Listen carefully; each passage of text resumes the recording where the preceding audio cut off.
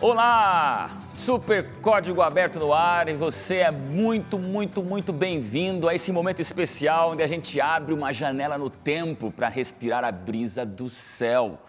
Você já sabe que o programa Código Aberto é esse espaço exclusivo do jovem, e jovem é todo aquele que não morreu. Então você que tem 90 anos, está curtindo o Código Aberto, bem-vindo, porque aqui a gente sonha com a eternidade e se aprofunda na verdade. Essa é a razão de ser do programa Código Aberto e eu quero dizer muito obrigado. Obrigado pela tua audiência, pela tua participação, pelo teu incentivo. Obrigado porque você fala do Código Aberto, compartilha o Código Aberto, curte o Código Aberto.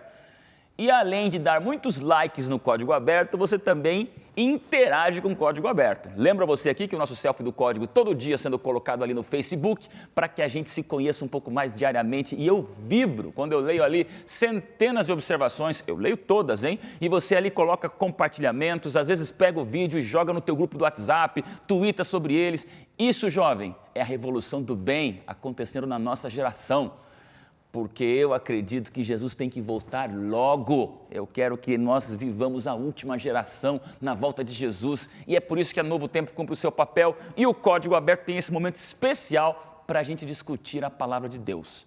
Falando em Bíblia, bom demais ter vocês, hein? Já passamos da metade, são amigos que a gente leva para a vida. Esses convidados falam bastante, a gente se diverte. Se você pudesse ver como é que funciona os bastidores, né? A gente grava 53 minutos aqui, mas acho que fala outras 3 horas, na maquiagem, no figurino, vindo para cá, nos intervalos. É muito legal, porque aqui a gente não veio dramatizar, a gente não veio encenar. A gente veio contar nossa história de vida com vocês, estudando a palavra de Deus. Mais uma vez, Ivi. Tudo bem? Só na paz? Só na paz. A gente conversava um pouquinho mais. Você é nova, você é jovem, já tem um doutorado, leciona em 2 faculdades. De advogada, um dia juíza, quem sabe? Não sei. Eu gosto muito da área da magistratura. Aprecio demasiadamente o juiz do nosso país. Mas eu sou apaixonada pela advocacia. Poder defender o direito do outro e ser parcial em relação à minha opinião, trabalhar com a coerência, é muito legal. Olha a pergunta que eu vou fazer para ela. Seria fácil ser um juiz cristão nos tempos de hoje? É um desafio, pastor Odailson, mas o papel do magistrado, quando ele sentencia um juiz, ele tem que se impedir de imprimir suas opiniões pessoais, a questão dos seus valores. Ele está ali para resolver o conflito de 2 pessoas, sem colocar a opinião dele, aplicando somente a lei. Uau. É um desafio. Você viu que a gente não combinou nada, viu? Isso aqui não foi ensaiado, eu já coloquei ela na mira da verdade aqui, né? É verdade, é verdade. Falando em mira da verdade, eu já passo aqui para Nayara. Nayara, maridão Olá. Leandro Quadros, mas aqui você é a Nayara, tudo na paz? Tudo na paz, na reta final aí, né? E aí eu te pergunto, é fácil ser cristão hoje, ou uma mãe cristã, com tantas influências? Tem ali filhinho ou filhinha? Filhinha. Filhinha, vai nascer aí, você não sabe ainda se é filhinho ou filhinha, não sei né? o que vai ser Eu ainda. torço para ser menina, para que o Leandro seja a minoria absoluta na casa. Todo mundo de rosa e ele lá, viu? Nervoso, Firme lá, né? Mas hoje ser mãe, quando você vê televisão, quando você é influência, você vê um monte de coisas, seriados, até brinquedos para crianças. Tá difícil como ser cristão juiz, ser uma cristã mãe? É muito difícil equilibrar, sabe, pastor? Porque hoje em dia a gente cria uma criança num mundo que tem muitas influências, né, tecnológicas. Então, equilibrar o uso disso diariamente é complicado, porque a gente também não pode tirar nossos filhos do mundo, né? Não tem como. Eles nasceram numa era tecnológica, tem que acompanhar, então eles não podem ficar fora. Mas, ao mesmo tempo, a gente precisa equilibrar, porque a gente precisa dar tempo também para a criança brincar, né? Que é uma coisa que até é meio raro hoje em dia, de uma criança brincar na rua, como a gente fazia antigamente, né? Então, é equilibrar realmente o tempo. Vontade de deixá-los offline, mas não dá porque o mundo é online, Não né? dá. Eu Até sei. porque a gente não consegue, os próprios pais, né? Deus lhe dê sabedoria, Nara. Você representa Amém. uma série de mães jovens. A gente sabe que no Código Aberto tem muita mãe novinha aí assistindo a gente e tendo o peso da responsabilidade na área de educar, né? Vamos lá. Bérgamo. Opa! É fácil ser cristão hoje no mundo de marketing, publicidade, administração e muita manipulação. Olha, é complicado, viu? Porque a gente trabalha numa sociedade, o pessoal fala, a sociedade capitalista, mas, na verdade, é a sociedade das disfunções do capitalismo, né? Ô, louco. É a sociedade do consumismo, é a sociedade do um querendo engolir o outro. Então, é muito complicado mesmo, né? Mas existe um marketing construtivo e cristão? É possível? É possível acho. porque a gente tem que buscar as necessidades das pessoas. Então, sanar as necessidades delas, né? Isso é bíblico. As necessidades mais básicas da vida dela, né? E o Evangelho é a necessidade das pessoas, né? Ser feliz é a necessidade das pessoas. O companheirismo, o bom companheirismo é a necessidade das pessoas. Você falando em necessidade me fez me lembrar uma vez uma charge que eu recebi na internet, no Instagram. Tem a pirâmide de Maslow, né? Que para qualquer estudioso de comunicação e marketing sabe, as necessidades mais básicas estão no fundamento dessa pirâmide. É a fome, é a água, é a vivência e até a pontinha dela é quando são necessidades mais superficiais. Exatamente. Prazer, entretenimento, etc. Mas daí disseram assim, tem uma nova pirâmide de Maslow hoje. Daí embaixo da estrutura mais básica de vida estava uma outra camada dizendo assim, Wi-Fi. Internet, exatamente. E eu me matei, eu falei assim, hoje realmente a internet quase vira existencialmente falando algo necessário. Não, a gente sabe quando a pessoa é amiga mesmo, muito amiga. Quando Ela a gente, libera a senha da a gente casa. vai na casa dela e o cliente automaticamente conecta. É isso mesmo, a senha de internet. Quem é amigo compartilha a senha de internet. Olha isso, né? Pastor Marcelo, e agora para você a bucha maior, hein? Ser pastor cristão evangélico no mundo onde eles olham para a gente e questionam que pastor é esse, né? Eu estava só pensando se você ia fazer essa pergunta para mim. Mas ia chegar, né? Estava vendo aqui você perguntando para todo mundo, né? Como é que é ser juiz, advogado, mãe? Então. Vai sobrar, vai Eu falei assim, sobrar. ele vai perguntar para mim como é que é ser pastor nos dias de hoje, né? E como é ser pastor cristão nos dias de hoje. Boa diferença. Não dá desvergonha, porque você vai muito- escrever lá, não. vai entrar no hotel, tem que dizer profissão. Eu falo assim, se eu escrevo pastor, Pastor. ele já vai me olhar dizendo esse aqui, Não, ó. você sabe. É Você sabe complicado, como é que pastor, é complicado isso né? daí. E assim, a minha família não professa a minha fé. É A mesmo? maior parte da minha família. Ah, você não- sua a família minha não é mãe, adventista. a minha mãe, ela é adventista. Tá. Eu me batizei com a minha mãe quando eu era adolescente. Ela ficou um tempo afastada da igreja, ela voltou. Inclusive aqui, ó, um beijão, mãe. Olha Tem aí. que mandar um beijo para a mãe, né? Tá certo. Minha mãe Dalva, minha irmã Fabiola, meu pai Levi, minha sobrinha Maria Clara, vó e família toda, tá bom? Beijão para vocês. Mas eu me batizei junto com ela e ela ficou um tempinho afastada da igreja, depois ela voltou, mas como membros assim da igreja, somente eu e minha mãe. Eu me casei, não é? Agora eu vivo uma família que tem a mesma fé, minha esposa, meus filhos, mas quando eu optei por seguir esse caminho, eu fazia direito também, quando eu fui fazer teologia. Eu deixei a faculdade de Direito, embora eu gostasse muito, amava, Ia ser um advogado, hein? gostava. Olha.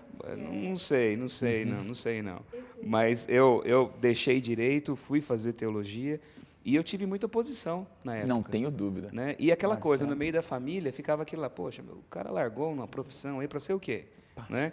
E o meu pai hoje, meu pai não é da minha igreja, meu pai não é adventista, mas hoje ele gosta, ele respeita, ele admira a igreja, mas na época ele falava assim, primeiro filho, seja alguma coisa. Nossa. Tem que pra ser depois primeiro alguma coisa, pastor. depois você faz o que você quiser. Ah. Ele falava assim para mim. Então, era difícil, né? E você vê os olhares assim de amigos, de outros parentes, de pessoas assim que não entendiam muito bem a minha opção, né? E ainda hoje é assim, porque a gente vê um desgaste tão grande. Da imagem. Algumas profissões sofreram um desgaste muito grande nas décadas Toda a passadas para cá, né? E eu acredito que essa profissão ligada com o mundo religioso é uma das principais.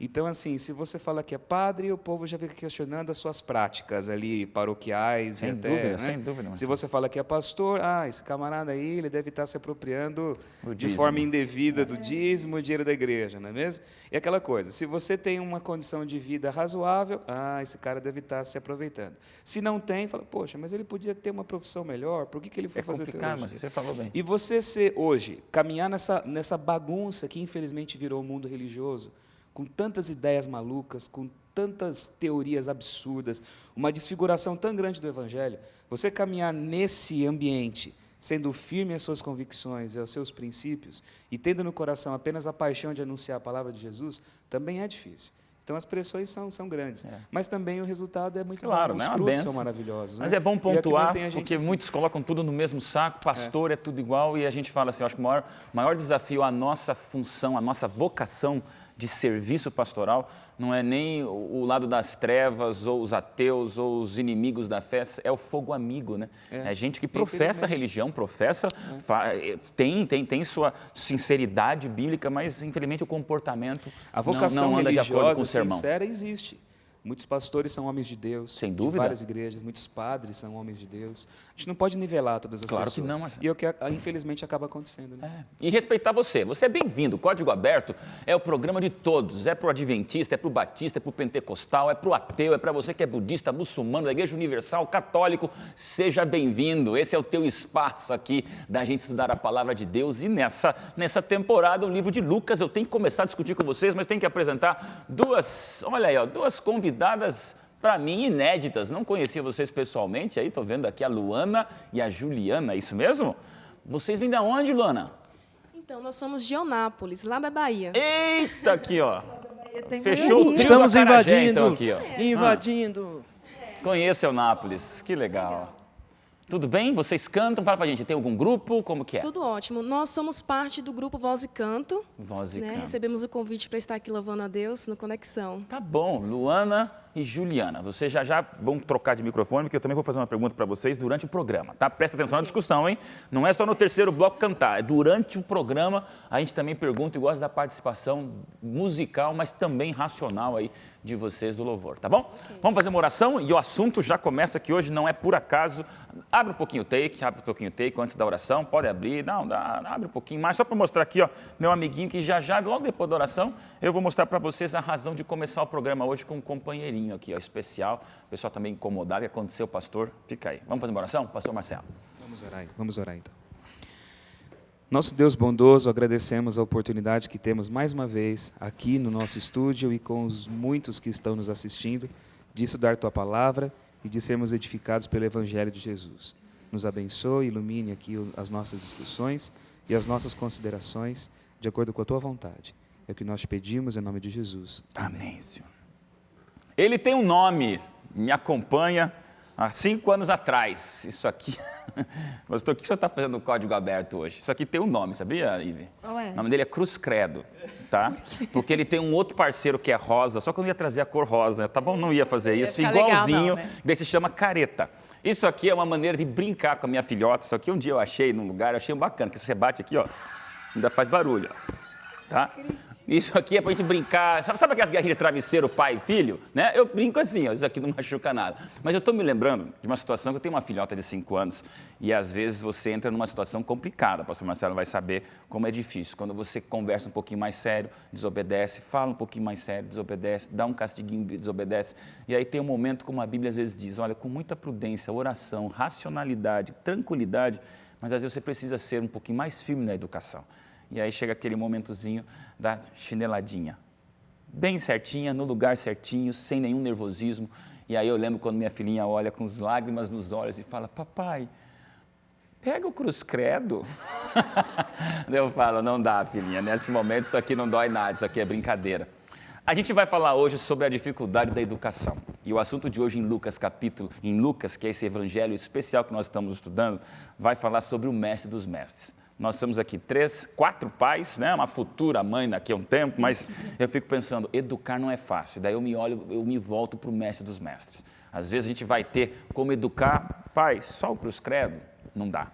Educar não é fácil. E a Bíblia nos traz o mestre dos mestres. Eu já começo, pastor Marcelo.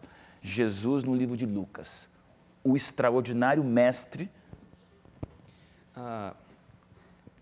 O que o Evangelho, não só Lucas, mas os outros evangelhos ressaltam do ensino de Jesus, e inclusive até o nosso estudo aqui fala bem sobre isso, é a questão da autoridade. Por que a questão da autoridade? É a singularidade de Jesus como mestre. E a base que ele mostrava para poder ensinar o que ele ensinava. Nos tempos de Jesus, era muito comum nós termos o ensino popularizado da palavra. Tanto que muitos líderes religiosos, os fariseus, por exemplo, eles eram os mestres do povo. Na época de Jesus, já havia aquilo que depois, mais tarde, na igreja cristã, foi se tornando a prática comum, que é descentralizar toda o nosso conhecimento espiritual com base no ensino do texto. O texto é importante.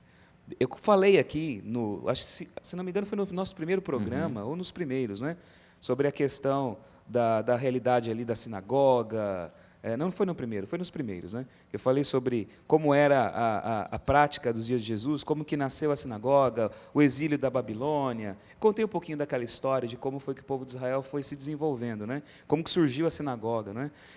Até antes da destruição de Jerusalém, por volta do ano 586 a.C., a religião era muito mais doméstica, centralizada no templo. Depois, quando o templo é destruído, ele foi reconstruído depois, mas quando eles foram exilados, muitos voltaram para Israel, outros não. Então, o que ligava culturalmente os judeus espalhados pelo mundo todo, na fé, na ideia deles, era o texto, era o livro. E o texto passou a ter centralidade. Esdras talvez foi o primeiro pregador, porque quando ele restaura ali todo aquele sistema religioso, ele é o primeiro que pega o texto em hebraico, ele lê, e como o povo não falava mais hebraico, eles falavam aramaico, por causa lá da convivência na Babilônia, ele tem que interpretar o texto para as pessoas. E aí sai a ideia de você aplicar, fazer o sermão, entre aspas, né, do texto que se lê. Então o texto passou a ter centralidade. Só que dentro do judaísmo, dos dias de Jesus, e ainda hoje também, você tem duas correntes de autoridade. Você tem o texto bíblico e você tem o que é chamado de lei oral. Então você tem a Torá escrita e a Torá oral. O que é a Torá oral? A tradição judaica diz que quando Moisés no Monte Sinai recebeu os 10 mandamentos e toda a prescrição da Torá escrita, Deus se manifesta a Moisés e aos anciãos que estavam com ele. E Deus revela conteúdos para esse conselho, para esse grupo de homens. E esse conteúdo não foi escrito, ele foi passado oralmente de geração em geração. Então, nos dias de Jesus, havia uma tradição oral muito bem desenvolvida. E essa tradição oral ela se torna cada vez mais forte depois do período da destruição imposta pela Babilônia. Então havia os rabinos que interpretavam a lei, que ensinavam a lei ao povo, aplicavam a lei no dia a dia, mas eles também ensinavam essas aplicações com base nos rabinos que haviam transmitido para eles a lei oral. Então, por exemplo, hoje quando você lê o Talmud, por exemplo, ou a Mishnah e vários outros escritos ali judaicos, você vê assim, uma verdadeira discussão entre os rabinos nesses textos, porque essa lei oral ela não podia ser escrita. Mas depois, quando Jerusalém foi destruída de novo, 30 anos, 40 anos depois da morte de Jesus, no ano 70, e quando o judaísmo foi espalhado mais uma vez pelo mundo, eles sentiram a necessidade de escrever essa tradição oral. E o Talmud é o resultado dessa tradição oral compilada. Então você vê assim, Rabino Akiva disse isso, Rabino Eliezer disse aquilo, o Rabino não sei o que falou aquilo. Então a autoridade toda é baseada num mestre. Alguém me passou isso. E eu estou passando o que me foi dito. Agora aparece Jesus. Ele diz assim, vocês ouviram o que foi dito, né? Mas eu digo a vocês. Mas com base em quem? Não, eu digo. Ele fala. Vocês ouviram que foi dito para vocês, vocês aprenderam assim. Mas eu digo para vocês de maneira diferente. E diz o texto do Evangelho, não só Lucas, todos os outros evangelhos, que as multidões se admiravam com as palavras que saíam da boca dele, porque ele ensinava como quem tinha autoridade, e não como os escribas, que só repetiam aquilo que havia sido transmitido para eles. Então, ele tinha uma visão nova da Torá. Ele tinha uma aplicação nova da palavra para a vida. Ele tinha uma contextualização que ia direto às necessidades das pessoas. E ele falava baseado nele. Até hoje, dentro do judaísmo, Jesus, por alguns, ele é tido como um mestre. Né? No Islã, Jesus é visto como um profeta. Mas dentro do judaísmo tradicional, Jesus não é visto nem como um profeta. Por quê? Porque o profeta fala com base na Torá, ele fala com base no ensino anterior. Ele é original. Então, muitos não aceitam a figura dele como autoritativa até hoje, porque ele fala com base nele mesmo. Okay. Entende? E é isso que a gente vê como maravilha no ensino de Jesus. Você está acostumado a ouvir gente que conta a história de uma situação onde alguém olha para alguém e diz assim, você sabe com quem você está falando? A gente vive no mundo dos carteiraços. E às vezes o que é um carteiraço? É alguém que é uma autoridade. Eu sou uma autoridade e agora acabou. Você sabe com quem está falando? Eu admiro isso porque Jesus, num mundo onde pessoas eram autoridades, ele tinha uma autoridade. Mesmo não sendo uma autoridade pela eleição cultural do momento. Nós vamos ter que chamar um intervalo, só quero que você fique com essa curiosidade. Você é uma autoridade ou você tem uma autoridade? O mestre, o professor, o educador, ele tem uma autoridade exemplar ou você está cansado de ver gente cujo título que vem antes do nome acaba sendo a autoridade que é totalmente incoerente? A gente volta depois do intervalo para discutir esse assunto fascinante da autoridade, da educação e de Jesus, o mestre dos mestres, no livro de Lucas. Já já a gente volta.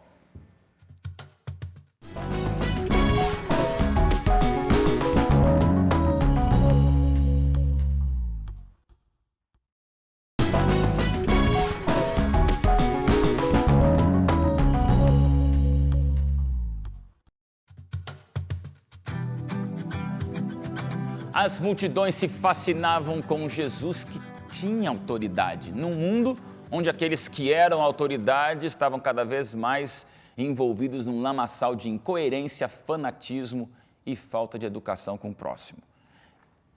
Fábio, Jesus e a sua autoridade. Essa questão da liderança, do poder, da autoridade, até hoje ela é muito estudada pelos teóricos da gestão, pelos teóricos da organização, né? Porque é a partir do poder e da autoridade que as coisas acontecem em qualquer instituição organizada.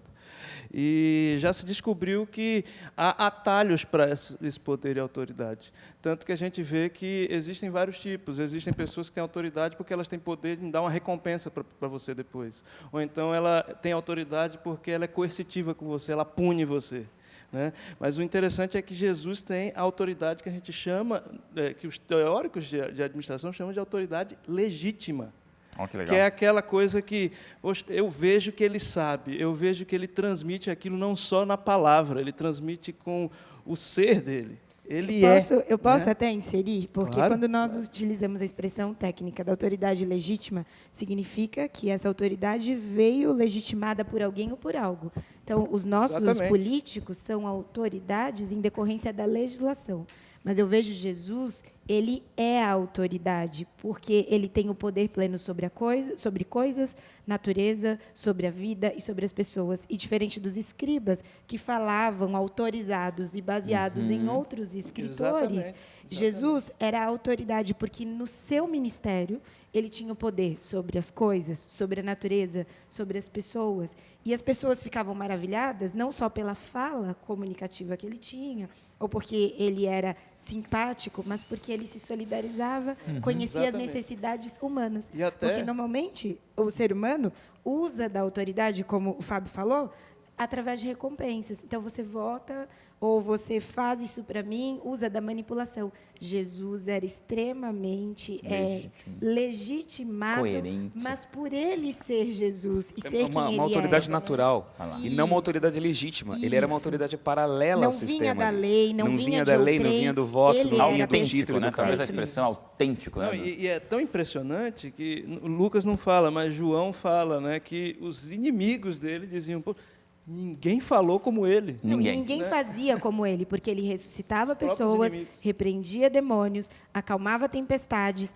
Os outros falavam baseados em outros. Jesus falava no nome dele e, além de falar mais do que falar, ele fez acontecer na vida das pessoas. Aí, Nayara, chegamos numa situação onde você vivia ali, naquele tempo de Jesus, a lei da reciprocidade, que vem desde dos tempos áureos de Israel, dente por dente, olho por olho, você fez, tem que levar, cometeu, tem que receber, pode pagar se você está em dívida, você tem que... Tomou, levou, não adianta, lei da reciprocidade. E aí vem um Jesus, que em Lucas tem ecos do Sermão da Montanha, de Mateus. Não vamos, aqui daria uma temporada inteira só para discutir isso, mas eu queria uma pincelada. Quando Jesus menciona lembretes aqui em Lucas, do Sermão da Montanha, ele de novo arrebenta com tudo, ele destrói tudo, ele vira do avesso, dizendo, não, se bateu, vira outra face, é a lei do amor, supremo amor, que é a verdadeira reciprocidade. Como que funciona isso? Das lições que Jesus deixou, essa talvez seja a mais difícil de ser colocada em prática, né? Que é o amor horizontal. E interessante que Lucas, ao descrever a autoridade de Cristo, a gente sabe que Lucas estava acostumado a lidar com autoridades, porque ele era um erudito, era um médico, e ele convivia com grandes autoridades, inclusive com Paulo, né? Porque ele viajou com Paulo durante muito tempo, e ele via a autoridade que Paulo tinha falando da palavra de Deus, pregando para as pessoas. E, no entanto, Jesus...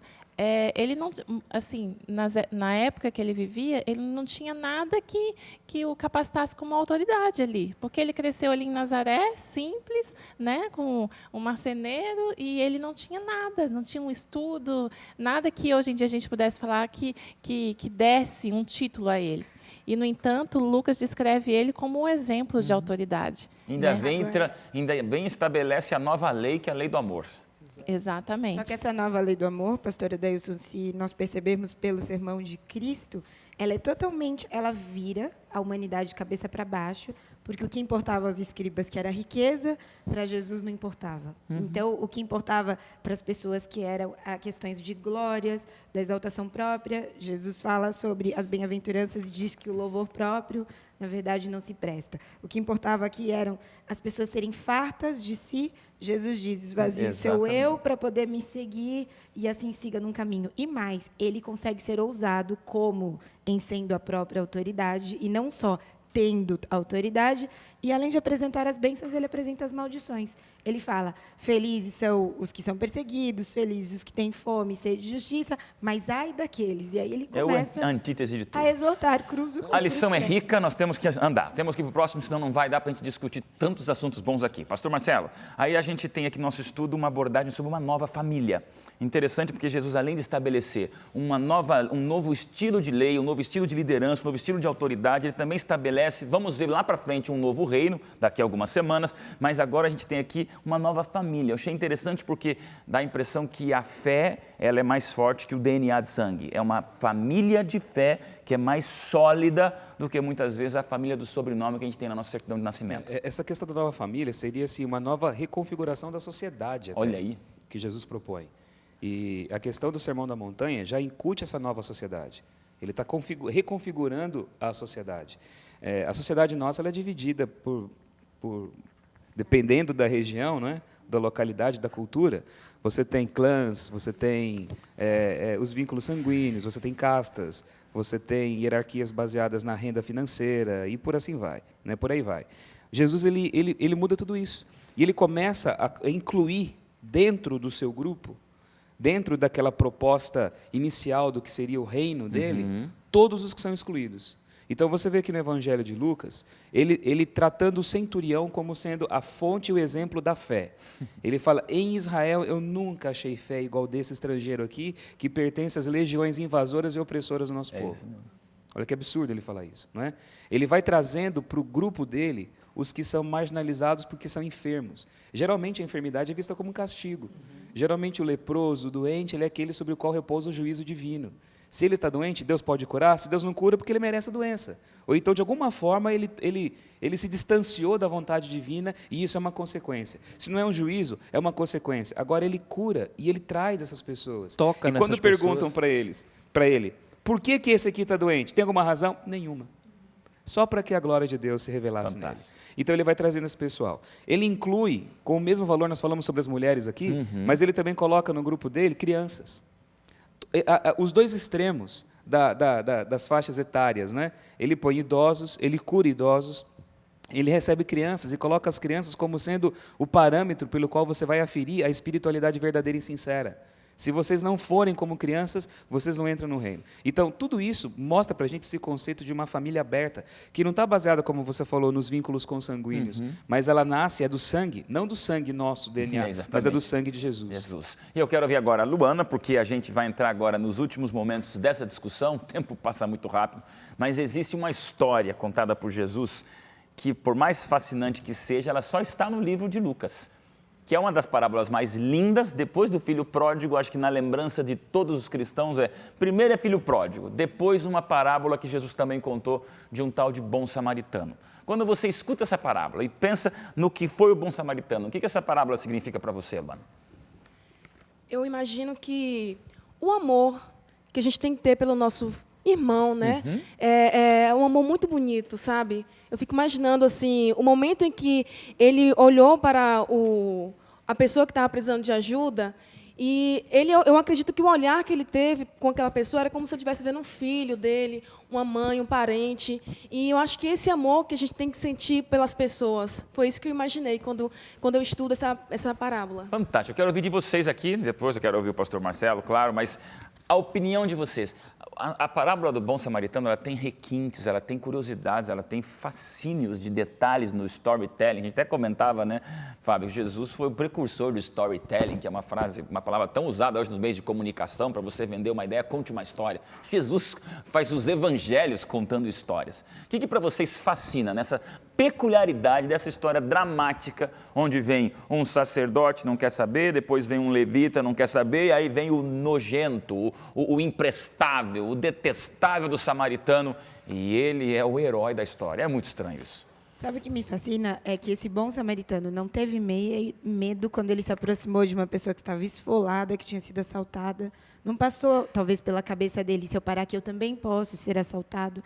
Ele foi corajoso e foi, assim, muito prático na religião que ele seguia, porque é impossível eu dizer que eu sou seguidora de Deus e oprimir ao próximo.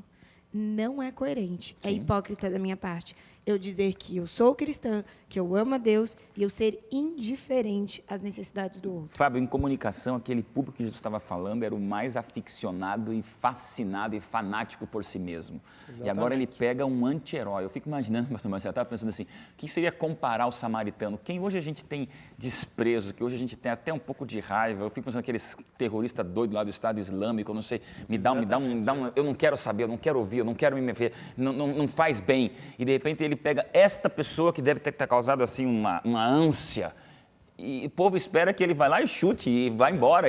E ele vira a representação da Bíblia, do amor e divina ali na história. Exatamente. Eu imagino assim como se fosse alguém desses grandes aí condenados na questão da Petrobras. Já pensou que hoje no Brasil são os grandes repugnantes aí, né? O que eu acho impressionante na história é até onde foi o amor do samaritano. Ele não só pegou e levou para o hospital, ele pegou, cuidou dos ferimentos, fala detalhes, né? Ungiu os ferimentos com óleo, foi lá, levou na hospedaria, pagou a hospedaria e disse, isso que é o mais impressionante, disse, se ele ficar mais tempo, eu vou voltar aqui e vou cobrir o custo. Absurdo. Porque amor é decisão, não é um Nayara, sentimento, né? é incrível o amor do samaritano, detestável, e é absurdo a indiferença dos líderes cristãos religiosos, não cristãos, né? Vamos usar a expressão, mas vamos usar os líderes religiosos da época, que hoje seriam os líderes cristãos. Eu fico imaginando assim, esses dois passam largo. Isso é um absurdo. Sim, porque eles estavam preocupados mais com a formalidade da religião, né? Porque eles se perguntaram a si mesmos, o que aconteceria se a gente parasse para ajudá-lo? Ou a gente poderia traduzir, o que as pessoas iam falar, se ia ficar bem para a gente, se não ia ficar, porque na época, né, para eles o que importava era a aparência, na verdade. E ali o foco do samaritano era, o que vai acontecer com ele? Ele está doente. E se eu não parar? Ele vai morrer? Não vai ter ninguém para ajudar? Então, aí fica o exemplo de foco que a gente tem que ter no sofrimento das pessoas. É o alívio para as pessoas que a gente tem que trazer. Viralizou no YouTube alguns dias atrás, até tenho guardado na minha máquina para certas ilustrações, uma cena dantesca num hospital que a gente vê aqui no mundo, acho que foi um hospital nos Estados Unidos ou na Inglaterra, acho que foi na Inglaterra, onde realmente um homem tem um ataque cardíaco na porta do hospital e passa um enfermeiro e ele olha e vai reto. Aquele homem morreu. E agora esse enfermeiro está sofrendo a corte, necessariamente, porque foi uma total falta de prestação de serviço. Aí, pastor Marcelo, eu falei, é absurdo pensar lá nos levitas e sacerdotes, mas parece que não é tão absurdo quando a gente se coloca no lugar deles, passa largo e hoje ainda acontece a mesma indiferença. A Nayara falou assim, naquela época a aparência era importante. Não era só naquela época, não. Hoje ainda, mais ainda, sabe? Qual foi o escândalo dessa história, pastor? Quando eu penso no público ao qual Jesus contou uma história tão absurda, onde o herói é um samaritano. Primeiro tem que começar pela pergunta, né? Por que ele conta essa história? Quando você vê aqui toda a discussão, chega um homem que era religioso, um teólogo, né? E ele pergunta, mestre, o que eu tenho que fazer para herdar a vida eterna? A questão é a salvação. O que eu tenho que fazer para herdar a vida eterna? Jesus falou assim, o que você lê na Bíblia? O que você entende? Como você interpreta a lei? De acordo com a sua teologia, o que é importante? Daí ele fala assim, eu tenho que amar a Deus com todo o meu coração e o próximo como a ti mesmo. Jesus falou assim, é isso mesmo. Vive assim e você vai receber a vida. Não é? Aí ele falou assim, mas quem que é meu próximo? E diz assim, querendo justificar-se. Querendo mostrar por que ele era uma pessoa assim tão ausente na prática da vida. Quem que é meu próximo, então? Eu não consigo ter essa referência de quem é meu próximo. Não consigo viver isso como o ensino da teologia. Aí Jesus conta essa história. E Jesus escolhe um anti-herói, né? Porque o samaritano, hoje em dia, os samaritanos existem até hoje ainda. Como assim? É uma população muito pequenininha. Eles estão entrando em extinção, a verdade é essa. Okay. Daqui a algumas gerações já não vão existir mais samaritanos lá em Israel. Mas lá na região da Cisjordânia, como se fala, né? No território palestino, lá no Monte Gerizim, ainda existem samaritanos que continuam... Ali é a região de Samaria. A Samaria bíblica, né? Tá. Eles continuam ainda realizando os mesmos ritos, a mesma tradição religiosa desde os tempos de Jesus até hoje. Leia o Pentateuco samaritano, aquela coisa toda. O povo samaritano, eles surgiram daquele período, mais uma vez, que é determinante para a formação da história do Novo Testamento, esse período depois do exílio da Babilônia. Eles voltaram para reconstruir o povo, e eles tinham, eu falei aqui no programa que eles tinham aquela neurose com a espiritualidade, claro. né? Se nós fomos idólatras, agora nós vamos ser tremendamente fanáticos ali e tal. Só que, por outro lado, eles também desenvolveram uma postura xenófoba.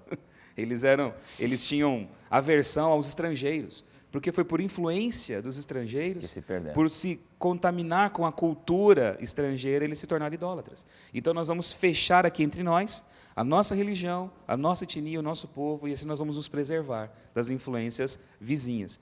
Os samaritanos, eles nasceram de uma miscigenação de alguns dos israelitas que haviam ficado, com povos que foram trazidos pelos assírios e que se misturaram com eles lá. Então, eles eram um povo misto. Eles criam no mesmo Deus, mas eles tinham práticas diferentes. E eles tentaram se oferecer para a reconstrução de Jerusalém e do templo.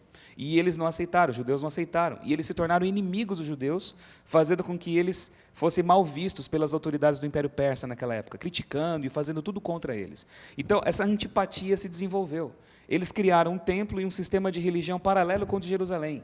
Então, eles se tornaram realmente adversários, não é? Hoje em dia, se eu fosse atualizar para a gente poder compreender, seria esse conflito palestino-israelense. Seria, por exemplo, um grande rabino judeu escolher como exemplo da espiritualidade para poder mostrar numa história um palestino, e não um judeu praticante da Torá. Foi o que Jesus fez, mais ou menos, né? Então, ele conta essa história de um homem que vai no caminho de Jericó para Jerusalém, Jerusalém para Jericó, é assaltado, fica machucado na estrada e passa os religiosos, como você falou.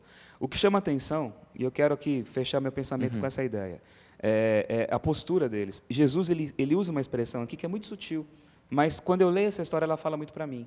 No texto ele diz assim, que esse homem foi ferido e ficou ali meio morto. E ele diz aqui, casualmente, descia um sacerdote por aquele mesmo caminho, é a expressão que ele usa. Vendo, passou de largo. Semelhantemente, um levita descia por aquele lugar. Vendo, passou de largo. Certo samaritano que seguia o seu caminho. Olha aí. Ele fala. Todos eles andaram pelo mesmo lugar, cada um seguindo o mesmo caminho, mas o samaritano seguiu o caminho dele, passando pela mesma estrada. O que Jesus quer dizer com isso? E isso é uma coisa interessante, não é? Nós seguimos a nossa vida da mesma forma. Nós caminhamos nesse planeta, nesse mundo, com as mesmas oportunidades, com as realidades idênticas, iguais para cada um de nós. Só que a forma como eu vivo determina a minha resposta a essas oportunidades. Nós estamos caminhando aqui na mesma estrada, mas cada um caminha no seu caminho. O meu caminhar é diferente. A estrada era a mesma para aquele que estava ali ferido, machucado, semi-morto. A estrada era a mesma para o sacerdote. A estrada era a mesma para o levita. A estrada era a mesma para o samaritano, mas o caminhar de cada um era diferente. Cada um fazia o seu caminho diferente. Você pode ser influenciado pela estrada que você caminha. Você pode ser forçado a enxergar os valores do mundo, a entender as prioridades da sociedade, a viver no fluxo de todo mundo.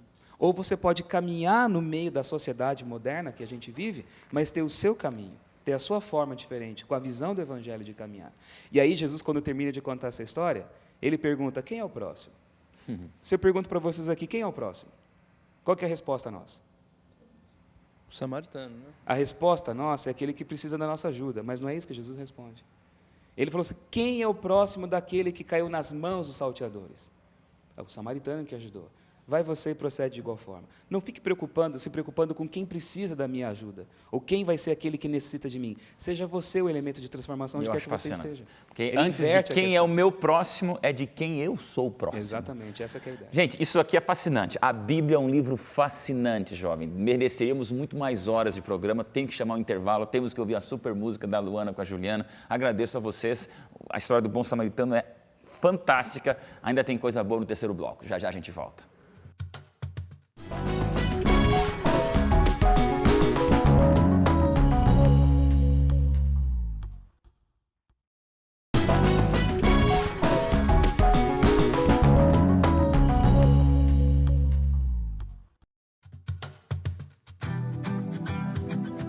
Jesus, o mestre dos mestres, o maior professor que já existiu. E como vimos no último bloco, quem é o meu próximo? Ou melhor, de quem eu sou o próximo? Tem muito para conversar, mas agora é hora da gente viajar nas asas do louvor. Luana e Juliana, que Deus abençoe vocês. Luana, vai cantar o quê? Eu vou cantar uma música do álbum do grupo Voz e Canto, que se chama Por Você Eu Moverei o Mundo. Olha aí. Falando também da base do amor de Jesus, a forma como ele falava, era algo que transmitia paz no falar dele, é o que expressa nessa canção. Louvem a Deus. Amém.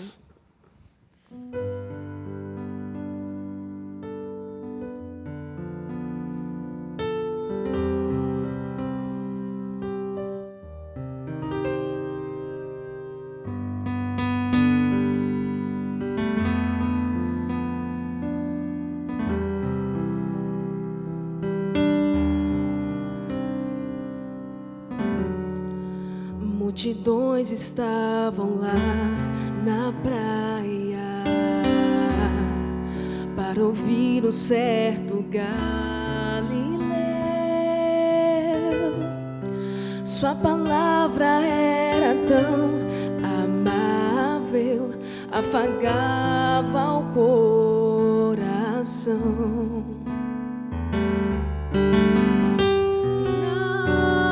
Não se tenha paz em seu coração. Eu sararei sua dor, eu viverei por você, eu ouvirei seu clamor. Por você eu moverei o mundo. Tenha fé, eu irei te buscar, te salvar. Não importa onde tens andado, eu posso te buscar. Segure e firme a minha mão, no meu abraço vou te envolver. Eu sou a luz que ilumina você.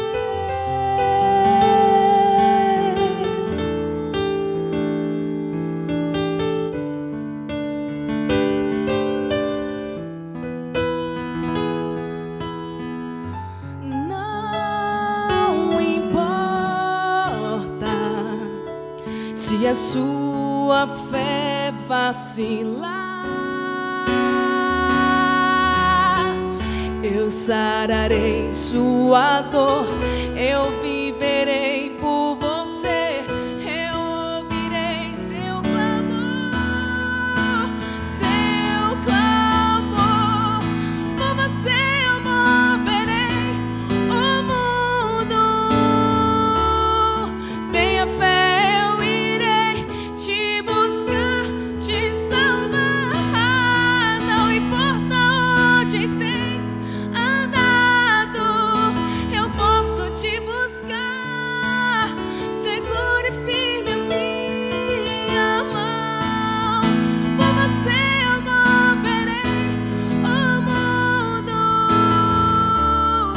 Tenha fé, eu irei te buscar, te salvar. Não importa onde tens andado, eu posso te buscar. Segure firme a minha mão, no meu abraço vou te envolver. Eu sou a luz que ilumina você.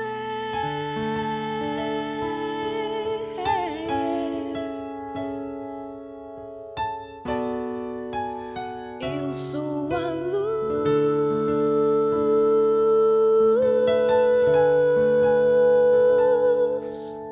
Amém. Amém, Luana. Obrigado, Juliana, pela participação de vocês. Linda voz. É o louvor, moveu o mundo. E realmente, pastor, temos pouquíssimo tempo, mas começamos com o mestre dos mestres, quebrando aquela autoridade da época com uma autoridade autêntica de Cristo, e terminamos com a revolução do bom samaritano sendo o herói para essa modificação extraordinária de um mundo. Teu recadinho, pastor. A autoridade é uma coisa, como a gente viu aqui, que ela brota de duas fontes, né? A autoridade legitimada pela estrutura da nossa sociedade ou autoridade natural. Na nossa vida hoje é a mesma coisa. Eu posso viver com a autoridade de Jesus. Eu posso fazer diferença na sociedade. Eu posso caminhar o meu caminho, mesmo vivendo nas mesmas circunstâncias que as pessoas, de maneira diferente. Depende da intenção do meu coração.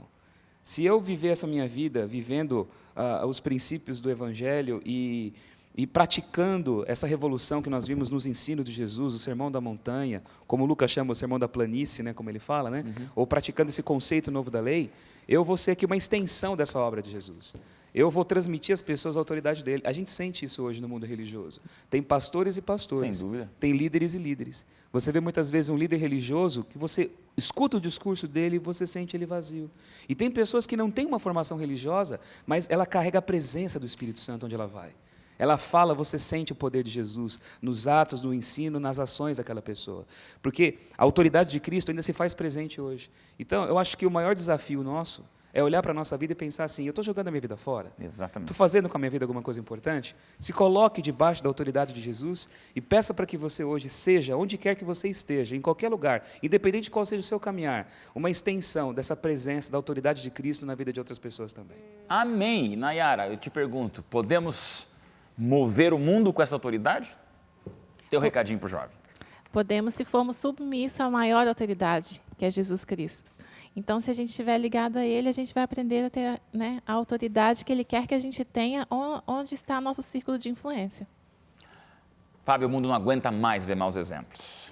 E é fácil você fabricar bons exemplos como embalagem, tendo um conteúdo péssimo. Exatamente. E ali, eu acho que naqueles tempos bíblicos, os fariseus eram mestres em ter uma embalagem sem conteúdo nenhum. Que recado você deixa para um jovem que, depois de se impactar pela história do bom samaritano, o anti-herói de todos os anti-heróis, ele se torna a pessoa mais honrada desse discurso pedagógico do mestre dos mestres? Porque Jesus tinha autoridade, porque ele era aquilo que ele ensinava. E a parábola do bom samaritano mostra para a gente o que a gente deve ser como cristão, ao receber essa autoridade que é o que Cristo era. Então, quando a gente recebe isso, a gente percebe que a nossa vida não pode ser mais a mesma. A gente muda tudo. Estamos estudando aí esse trimestre todo a questão de como Jesus modificou a sociedade, chacoalhou a sociedade. Aqui agora, Jesus chacoalhando a gente, né, chacoalhando o nosso coração. A gente precisa desse chacoalho, sim. Claro que sim. Ive, vivendo em São Paulo, um mundo de embalagens, fazer a diferença com o discurso de Jesus, é possível mover o mundo? É possível mover o mundo e, sob essa autoridade, se tornar grande autoridade no meio onde você convive. Deus, que é o Criador do mundo, tem mantido o mundo e atendido às necessidades humanas. Então, através do seu poder, Ele tem mantido o sol sobre bons ou maus, tem dado alimento através de todo o plantio que a nossa terra ainda oferece. Nós temos muitas bênçãos aqui nessa terra. E quando Jesus veio, a missão dele principal era servir a humanidade. O meu próximo é a família humana inteira, diz a autora Ellen White, através de um dos livros dela. Isso significa que onde você, jovem, está, onde eu estou, eu posso fazer a diferença e abalar, como disse o Fábio, e ser um cristão que serve o outro, atendendo à necessidade do próximo. Então, estar atento à necessidade do outro. É impossível que, como cristão, pastora Dailson, eu, ao entrar num elevador, dentro do transporte público ou no meio do meu ambiente de trabalho, eu viva, na verdade, desligada do outro.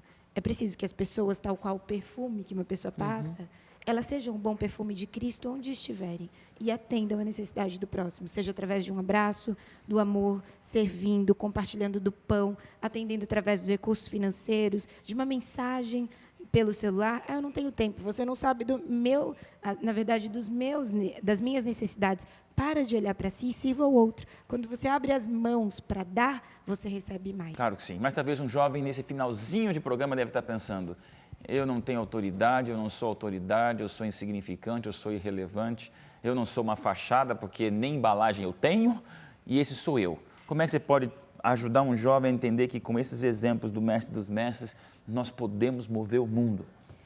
Então, abre essa carta aqui de grande amor e vai ler quem é você. E escreve num caderno que, como príncipe e princesas do Senhor, se nós somos filhos do Rei do Universo, nós recebemos a autoridade do céu para transformarmos vidas. Então, é preciso saber quem cada um é através desta carta de amor. Jesus fala, ter essa convicção não é um sentimento, é ter a consciência, pastora Dailson, porque se depender do meu sentimento, de ter e fazer, eu não vou fazer nunca. Porque nunca eu terei a certeza por mim mesma ou a condição suficiente para atender a necessidade do outro. Então, é acatar esse amor de Cristo, é compreender através dessa leitura e pôr em prática. E ainda que esse jovem não tenha certeza de quem ele é, se sinta inseguro, eu vou dizer para você e te desafio, saia do seu ambiente e sirva, esteja em contato com os outros. E cada vez mais que você atender a necessidade do outro e conviver com o outro, amando o seu próximo, mais você perceberá e terá a convicção de quem você é e você vai querer trazer essas pessoas para essa certeza do amor de Deus. Acabou, jovem. Posso dizer uma coisa? A revolução que move o mundo não vai ser feita pelas grandes embalagens.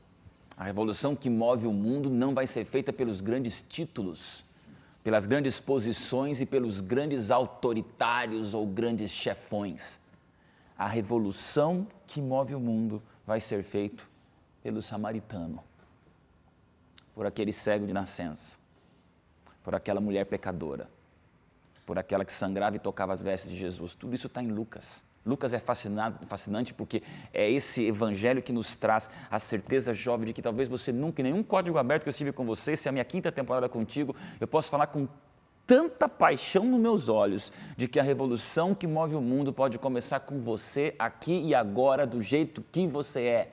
Contanto que, jovem, tudo isso aqui que a gente conversou do Mestre dos Mestres seja a lição da nossa vida.